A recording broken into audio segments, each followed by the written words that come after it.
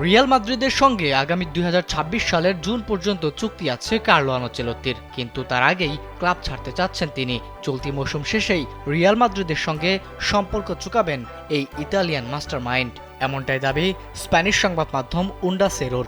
একটি প্রতিবেদনে জানানো হয়েছে, দীর্ঘ কোচিং ক্যারিয়ারের এই অধ্যায় শেষ করতে চলেছেন তিনি।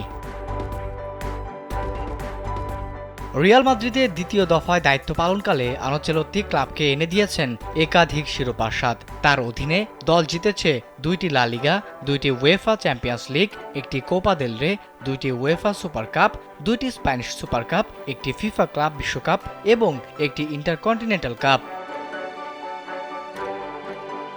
এদিকে সাফল্যের মুকুটে ক্লাবের ইতিহাসের সর্বাধিক ট্রফি জয়ী কোচ হিসেবে নিজেকে প্রতিষ্ঠিত করেছেন আনচেলত্তি। ২০২৩ সালের ডিসেম্বরে তার চুক্তি নবায়নের সময় ব্রাজিলিয়ান ফুটবল ফেডারেশনের আগ্রহের খবর শোনা গেলেও তিনি রিয়াল মাদ্রিদে থাকার সিদ্ধান্ত নেন।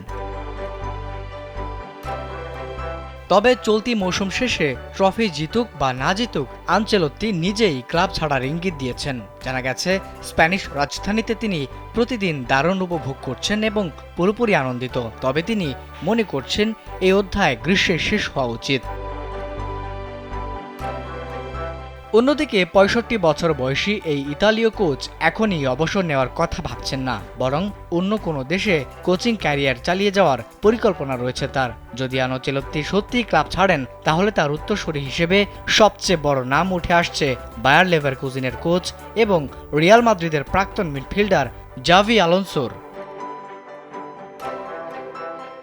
এদিকে চলতি মৌসুমে দল ভালো শুরু করতে পারেনি এবং দুইটি এল ক্লাসিকো ম্যাচেও হতাশাজনক পারফরম্যান্স দেখিয়েছে। এ কারণে আনচেলত্তির সমালোচনার মুখেও পড়েছেন। তবে সমর্থকদের আশা, মৌসুম শেষে তার এই বিদায়ও স্মরণীয় কোনো অর্জনের সঙ্গে হবে। আনচেলত্তির এই সিদ্ধান্ত রিয়াল মাদ্রিদ ও ফুটবল জগতে একটি বড় পরিবর্তনের ইঙ্গিত দিচ্ছে, আর তার অনন্য সাফল্য ও নেতৃত্বের ছাপ রিয়াল মাদ্রিদ দীর্ঘদিন মনে রাখবে। তাই এখন দেখার বিষয়, তিনি সত্যি ক্লাব ছাড়ছেন কিনা। আবিদ হাসান, কালবেলা।